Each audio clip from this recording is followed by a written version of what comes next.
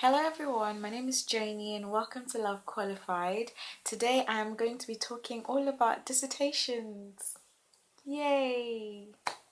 So I know that some of you who are going into your third year this September in a few weeks, you would be thinking about writing your dissertation.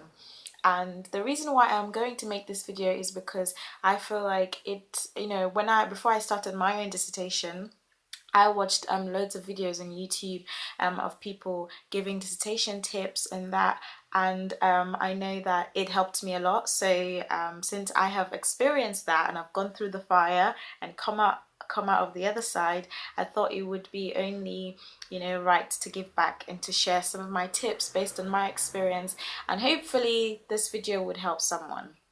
Okay, so just before I go into like some tips that I've learned or some things that I've learned when it comes to writing dissertation and doing your whole research project, I just want to share a bit about what my dissertation was about. So this video, basically just a little disclaimer, is going to be more for laboratory-based research projects, because that's what my dissertation was about. So a lot of the things I'm going to talk about would be like relating to lab-based projects, but some of the tips as well can apply to everyone. It doesn't matter if you're lab-based or if your project is dry or whatever. So yeah, so my dissertation was about this pregnancy disorder called preeclampsia, which is a disorder that causes pregnant women to have high blood pressure during pregnancy, and they have protein in their urine, which is not normal. And basically there is no cure for it.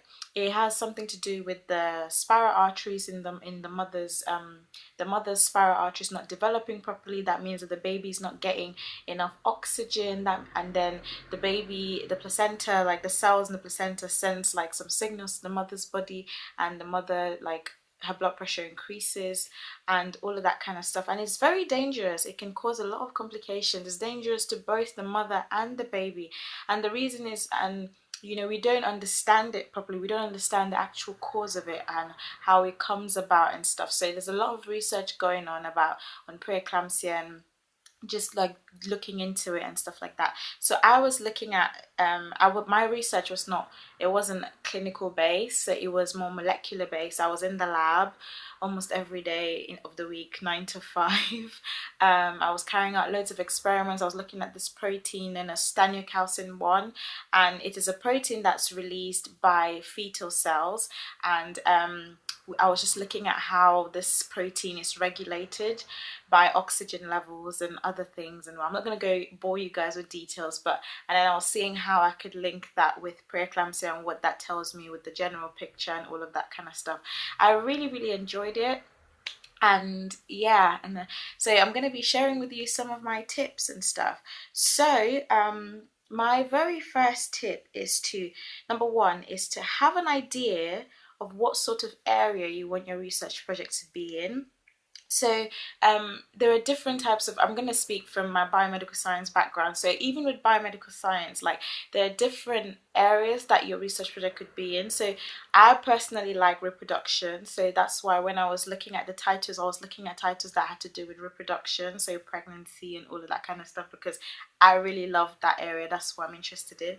You could want something to do with global health, you could want something to do with neuroscience, you could want something to do with what are the other things, infection and immunity, and all of that kind of stuff. So there's different areas of, like, where your research project could be based on. So I would say make sure you have an idea, even if you're not there yet, even if it's a long time to go. Just start thinking about it, start asking yourself, like, what would I actually want to spend many weeks like studying about. Because the thing about doing research is that you would go into detail and you would study things in depth, and you'd want to read about things, and you get to know that you want to know that you actually understand. So you have, as well as looking at as well as starting early and thinking about it, you have to decide if you want, again, if you want a dry project or if you want a lab based project. So at St. George's, they offer dry projects and lab based projects. So you could go for a dry project where you don't have to do it in the lab, so you'd have to find other ways of collecting your data, like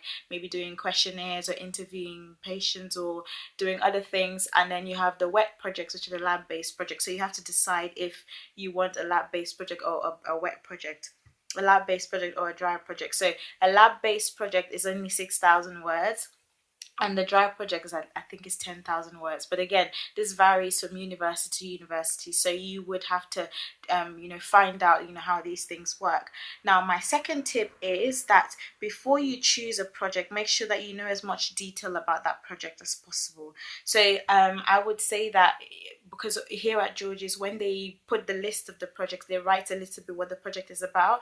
And before I started my project, I knew a lot about it because I had spoken to my supervisor and I'd worked with him the summer before I started my project. So I did a summer vacation studentship last summer, and I did something that was really similar to the project that I did, and so I knew a lot about it. He had explained it to me before I started the summer vacation studentship, and that all made sense to me, and I kind of understood it. I had a general idea, because it's very, very important that you understand what your project is about, because then it would help when it comes to writing, especially your proposal and writing the actual dissertation, and later on when you're going to get to the viva. So that's number two. Make sure that you know as much detail about the project as possible. Make sure that you know about the techniques that you're going to be using. If you're going to be using Western blots, ELISAs, immunohistochemistry, immunofluorescence, and maybe you want to read a little bit about those techniques and stuff like that, just to how you're going to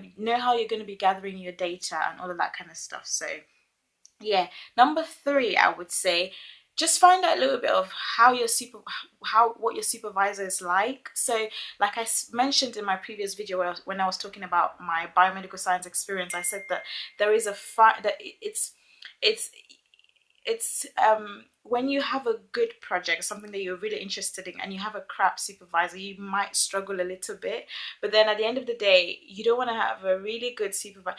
I think at the end of the day, even if you're struggling with a project and you're not really interested in it, if you have a good supervisor, you have a good team, they can help you, they can support you, and they can give you the support that you need just to get through it. And that's what I was saying, that I was quite fortunate that my supervisor was very, very approachable, and he was very, very nice. So I would say that perhaps older students, people in older years who have worked with that supervisor, maybe ask people what are they like? Are they good supervisors? Are they helpful? Because your supervisor is there to help you, even though you would do most of the work. But if they're not very good at helping you or pointing you in the right direction, then you might struggle a little bit. I'm not saying that everyone will struggle if the supervisors are not helping them, but I just feel like, because you're thrown into it head first, or we were thrown into it head first here at George's, because second year, it was a big leap from second year to third year, and a lot of people struggled, and so it's really nice to have someone there to guide you through the whole process. So I would say that make sure that you know what your supervisor's like and stuff. And number four is start early. Start reading early for your introduction. Make sure that you understand your topic from the beginning. Ask your supervisor questions and stuff. I would say keep a planner and set yourself deadlines. Make notes as you read. Keep track of the articles that you read. Reference your notes as you go along. You can use Mendeley for referencing, or you can use Microsoft Word. I would say keep a planner, and you can set yourself deadlines. Read. Like I said, understand your project, read about it, make notes, because the very first thing that you would have to do is write a proposal, and you can't write a proposal if you don't understand what your project is about, or you can't write the introduction if you don't understand what your project is about. And very quickly, I'll just show you guys my planner.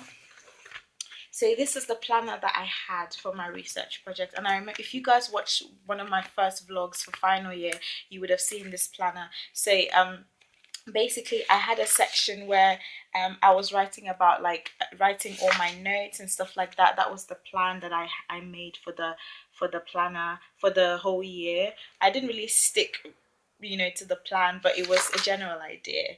And that's what I was writing about, the dissertation structure and all of that stuff. And this was my introduction. I was writing all my notes and I was referencing as I was going.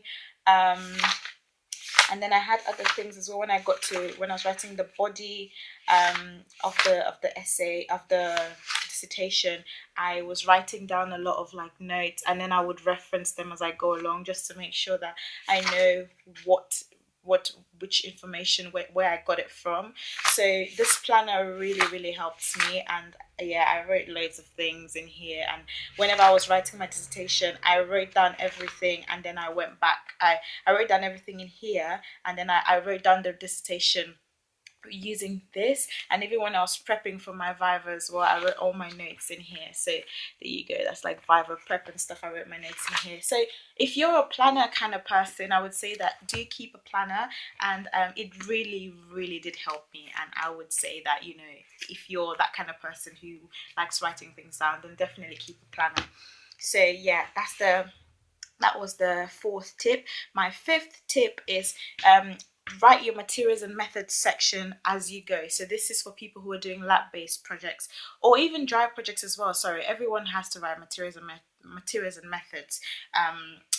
Most people do anyway. So it doesn't, like, all the techniques that you're using, Western blot, ELISAs and stuff like that, it's one of the easiest sections to write, I think, anyway. So you can, as long as you can get that information, you can you can look at the protocol for, so for example with ELISAs, the kits, you have an ELISA kit, it comes with a protocol, and you can sort of like read papers about your subject and then see how they wrote their materials and methods section to get an idea. Don't like exactly copy and paste what they've written, write it in your own words, but like have an idea of like how they've written theirs, and you can be able to write your materials and methods, but write it as you go, so that you would be there, but when you get to the end, so you would be there.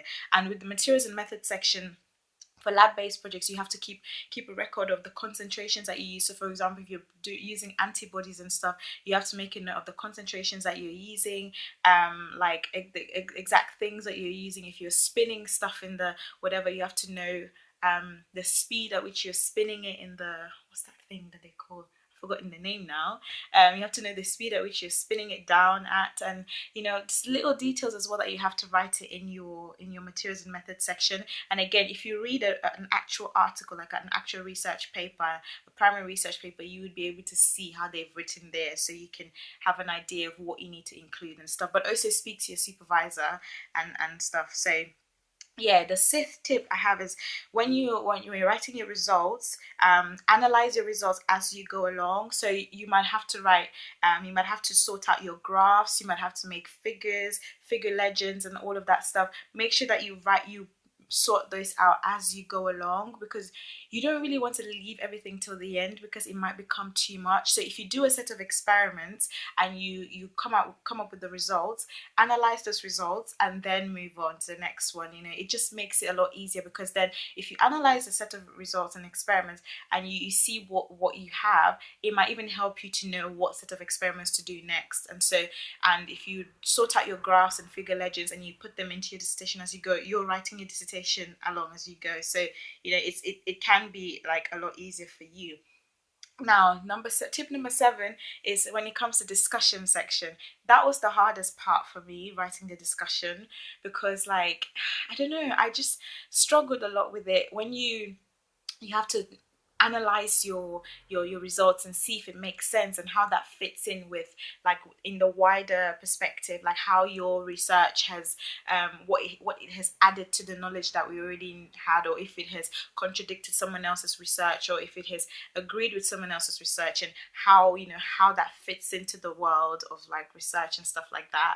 So it's thinking about these things. And again, if you understand your topic, if you read around the topic and you read other papers, what other people have found out, and what the research is up to this day, then you might have an idea of like what to write. But it's important as well that you can interpret your results like well. So it's a section that I would say that speaks to your supervisor. Make sure that you understand it, and that think about how what your results mean to you, and then take it to your supervisor and explain it to him and see if he agrees or disagrees, or if he might add something or stuff like that. But that's what I did anyway, and yeah, it really helped.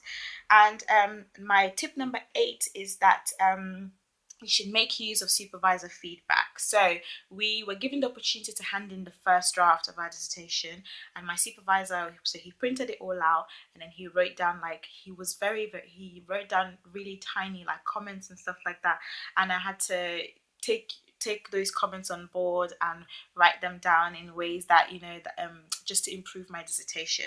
And my final draft was very, very different to my first draft. So I would say make use of your supervisor feedback and ask for extensive feedback so that you can make it better. Like, it's not enough for you to just, because at the end of the day, I don't think the supervisors mark your work. Like, external examiners will mark your dissertation, so you would want feedback. Like, your first draft would not be perfect, so you need to have feedback. So yeah, make use of your supervisor feedback.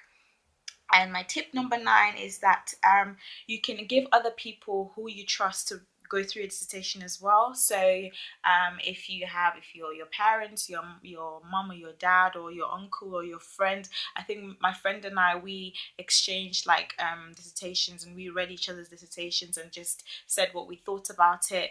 And if you have any other person, any other supervisor, any other lecturer that is willing to read your dissertation and give you feedback, then perhaps do that. But don't give too many people, because then again, when you have conflicting feedbacks, it can become confusing and it can become hard. So it's good to give other people, get a second opinion, but like, don't give too many people. So yeah. And then my final, so tip number 10 is when it comes to your viva. So if you don't know what a viva is, the viva is about a 20 to 30 minute oral presentation. If you guys watched one of my previous vlogs, you might have seen when I was preparing for it. So it's what it was worth 10% of my overall like dissertation mark. 10% is quite a lot, so the viva is quite important. And they will ask you questions about your dissertation. So you have 2 examiners that will question you, they will grill you about your dissertation.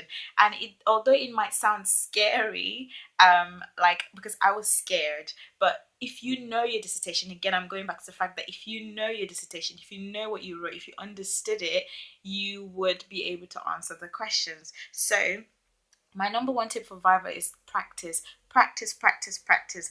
Write as many questions you think you might be asked, and then let someone else ask you those questions, and then practice answering them. So what I did, the way I prepped for my Viva is my supervisor gave me a list of questions that I should go through. He didn't tell me the answers, he just gave me a list of questions. And then when I was reading through my dissertation, I wrote down questions as well, and I answered them, and I read them over and over and over again. And then I gave my my friend to ask me those questions, and then I practiced answering those questions with her. So yeah, and that was it really. So for anyone who is interested, I'm just gonna look at what I got from my research project. So yeah, like I said, we had a project proposal, which was the very first thing. I think it was worth 5%, and for the project proposal, I got 85% for that. And then for the in-course assessment mark, so the in-course assessment mark is the mark where the supervisor kind of like gives you a mark, depending on, like, just giving you a mark to show how involved you were in the project. So if you were doing a lot of things, contributing to the project and stuff, then he would give you a high mark and stuff like that. So for my in-course assessment, I got 72% for that. For my viva, so my oral examination, I got 73% for that. And then for my dissertation itself, so the written one, I got 69% for that. So the viva was worth 10%. The project proposal was worth 5%. The in-course assessment, the project, the dissertation, I think was worth, was it 70% or whatever? And then the ICA, the in-course assessment, was the remaining percentage. I don't know what that is. So yeah, so my overall grade for my research project was 70.85, which is a first. And I'm so glad, because like I said, it was a really stressful time for me, and I spent a lot of time in the lab, and I know it was worth, my research project was worth more than all my other modules and stuff. So I'm so glad that, by God's grace, I was able to get a first in it, because yeah, it was just my personal goal to get a first in it, and just because I put so much effort into it and I worked so hard, and I'm grateful that in the end I was able to get a first. So yeah, that's all. Those are all my tips that I have for writing dissertations. If you have any more questions, please leave any comments down below. I'm more than happy to help you. And yeah, so I wish you guys all the very best as you start your dissertations. If you're going into your final year, you can do it. If I could do it, then you can definitely do it by God's grace. So have a lovely day, and God bless. Bye.